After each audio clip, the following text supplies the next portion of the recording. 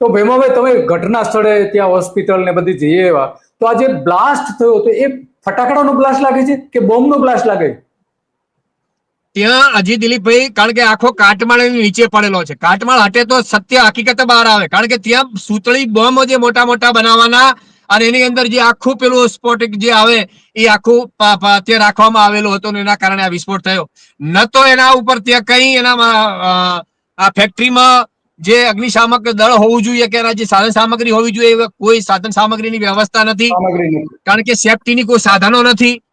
અહીંયા નાના બાળકો પણ દટાયા છે, તો પ્રશાસન શું કરે છે? નાના બાળકો કેવી રીતે મજૂરી કરી શકે?